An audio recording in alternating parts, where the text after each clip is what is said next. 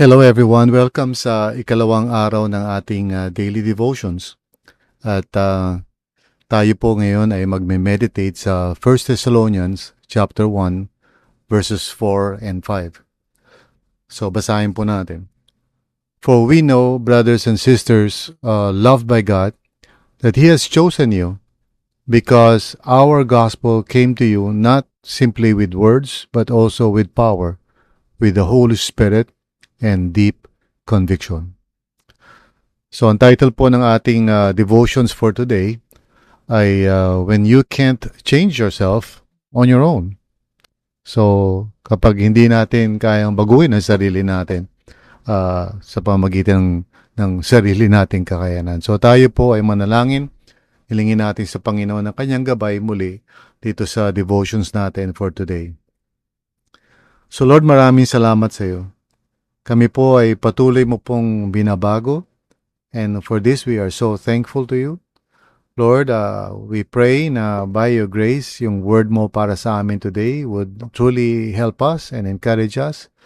And also at the same time, makatulong ito as we are helping others as well. So by your grace and mercy, we commit to you itong time of meditations. At dalangin namin na you would guide us and help us and speak to us para maging malinaw po ang aming pagkaunawa sa iyong salita, at ito po ay amin ding may apply sa buhay namin today. So thank you Lord, maraming salamat po. It is in Jesus' name we pray. Amen and amen. So pinag-uusapan po natin yung new creation.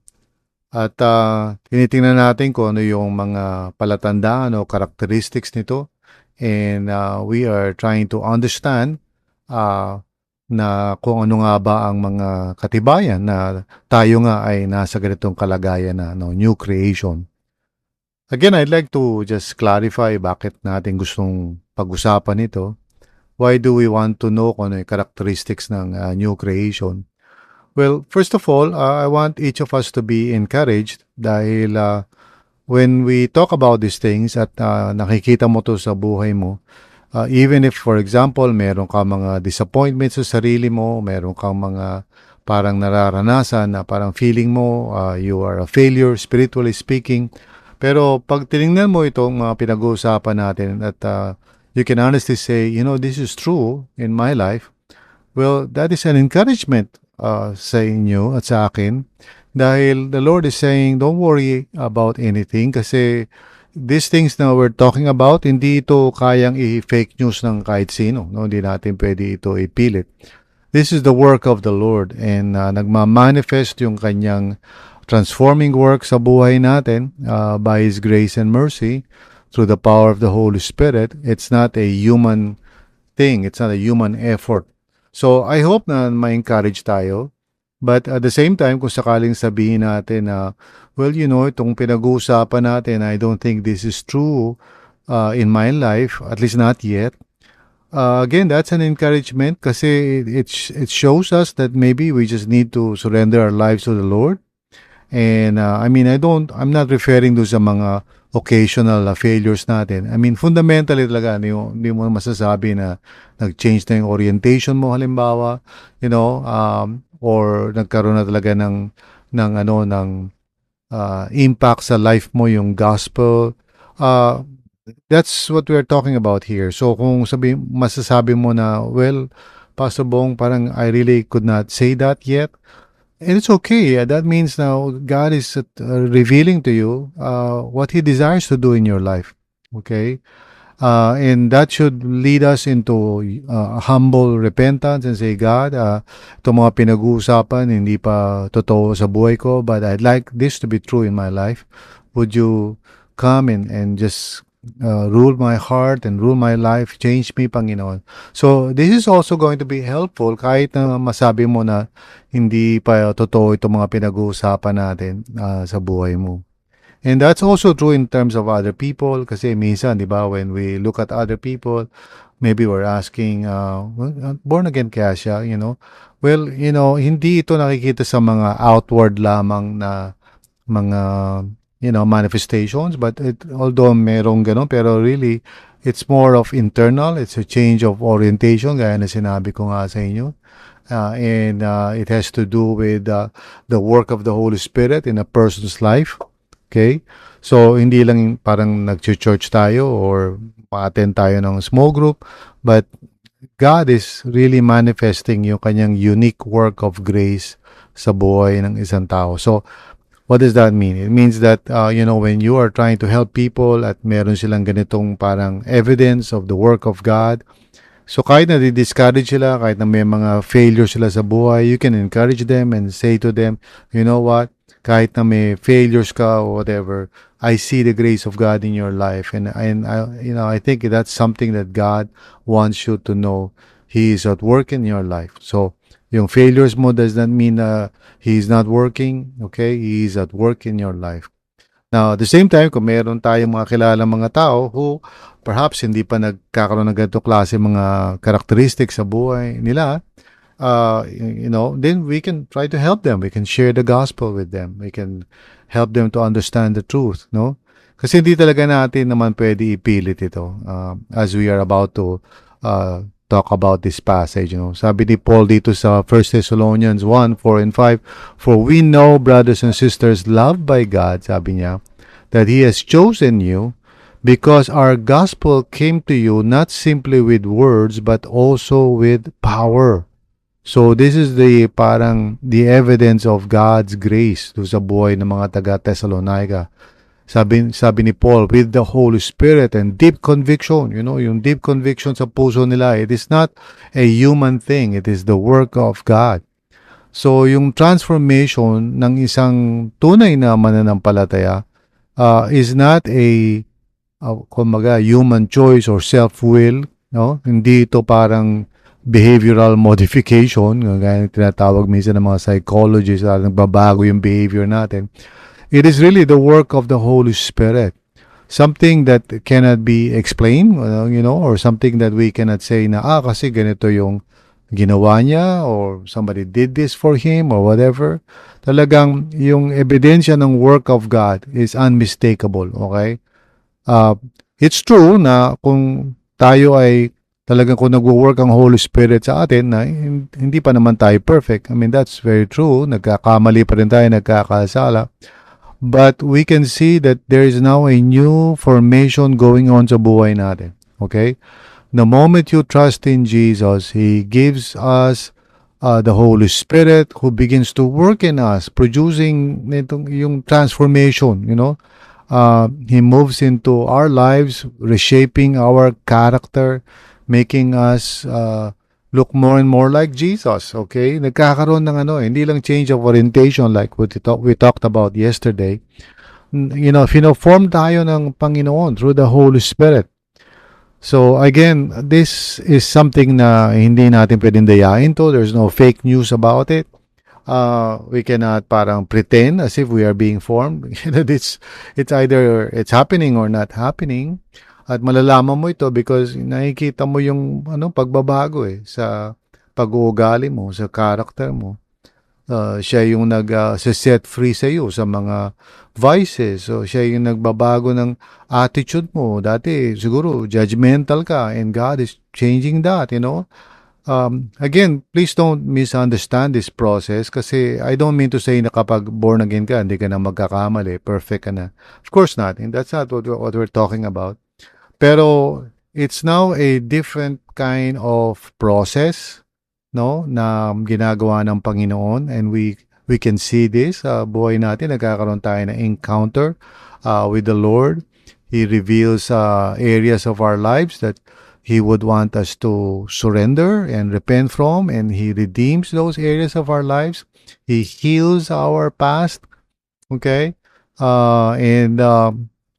It's so important na makita natin yung hand of God sa buhay natin. Again, this is not to judge anyone or parang make anyone feel na, ay naku, hindi pa totoo sa akin ito. Well, if that is so, you can always come to the Lord and say, God, I want that. I want to be transformed.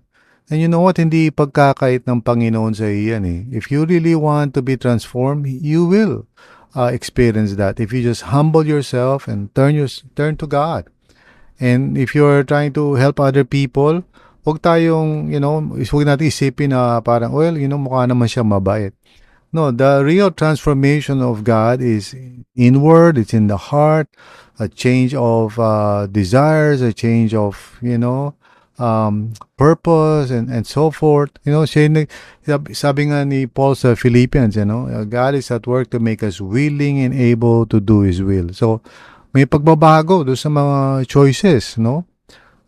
Sabi nga ni Paul, merong deep conviction, merong faith, ika nga. So, nagbabago yung mga choices, yung mga motivations, yung mga dati na parang gusto lang natin magpakasaya, gusto lang natin na barkada, ganyan siguro, or just pleasure, or parang 'di ba? Sige, we commit immorality left and right. Hindi, nagkakaroon tayo ng fear of God, nagkakaroon ng pagbabago sa natin, value system natin, napapahalagaan na natin ng mga tao, nagiging forgiving tayo, nagiging kind, we're learning how to respect people. So itong mga manifestations na to, you cannot fake news this, okay? This is the work of the Lord, okay? And He is transforming us, okay? Kasi pag wala ka pa sa Panginoon, talagang main drive mo nanggagaling sa flesh. Kung gusto ng laman, okay? Kung gusto mong pakasaya, gusto mong magkaroon ng sexual encounters, ganyan, wala kang guilt, wala kang kahit anong feeling about it. But God changes that. There is this inward work of the Lord sa puso natin. And it's wonderful to see. He gives us faith and hope and love na dati wala doon. There's a spiritual work sa buhay natin. And it's amazing, it's really amazing grace talaga, And kaya pag nakikita natin yan, yung dati magagalitin tayo, pero ngayon we're learning how to be patient and kind toward other people. Dati sarili lang natin iniintindi natin. Pero ngayon parang na-realize na natin na importante rin ng ibang tao. Kailangan din tayo maging forgiving. So ito mga pagbabago na ito, this is not self-created. This is the work of the Holy Spirit. So we undergo a different kind of formation. It's called transformation. So kasi it's inward, it involves our whole being, yung ating mind, nagbabago, yung ating emotional health, yung ating heart, yung choices natin, even the way we handle our bodies, tapos yung relationships, I mean the whole thing. There's this work of God sa buhay natin. No?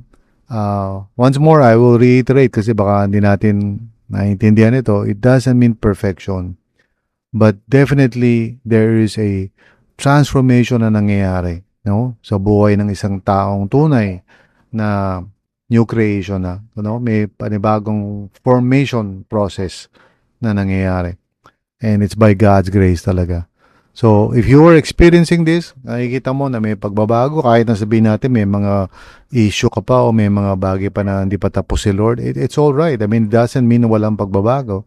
But you can see this, you know this, kasi may mga radical changes na nangyayari sa buhay mo. For one, yung pag ikaw ay nako-convict sa sin, this is the evidence of God's grace. Kasi if you're still living in the flesh, wala kang conviction of sin. Pero yan, pag nararamdaman mo na yan, tapos may desire ka na to love God, to live a life of holiness, these are all evidence of God's grace. Amen? At kung wala naman yan, don't despair. You can always come to the Lord and ask God, Lord, please transform me. I don't want to live this way anymore. And God hears prayers like that. God honors prayers like that. Mga humble prayers. And if you know somebody na ganun, well, pray for them. No? It's not about going to church or, parang panlabas lang. It's about the real work of God in the person's heart. Ito yung ebidensya talaga. And you cannot fake this. Hindi mo ito pwedeng parang dayain. It's either there or it's not there. And it's a work of God from beginning to end. So, praise God. Praise God. So, kung may pagbabago sa buhay mo, don't look for perfection, but look for real transformation sa different areas ng buhay mo. And look at that. And if there is something like that happening, Just say, thank you, Lord. Thank you. Salamat. Amen? So, don't be hard on yourself. Pag ikaw ay nagkakamali, don't be so parang legalistic. Okay? But give thanks to the Lord for every progress, for every transformation na nangyayari sa buhay mo. So tayo manalangin. Lord, thank you so much, oh God, for your grace and mercy. And once again, Lord, thank you. Bagamat hindi kami perfect and we still sin. Pero Lord, we see these things. We see the transforming grace of God sa puso namin. And we are excited sa ginagawa mo sa amin. Please continue to do that. And if there's any one of us, oh Lord, na parang di pa niya talaga masabi na merong ganong deep transformation na nangyayari, Lord, I pray that you would help each one na magkaroon ng honest appraisal kung talagang ganon nga yung sitwasyon. You are a forgiving God, a gracious God, and so we can come before you and experience true transformation by your grace and mercy. So, maraming salamat, Panginoon. Thank you, Lord. In Jesus' name, amen.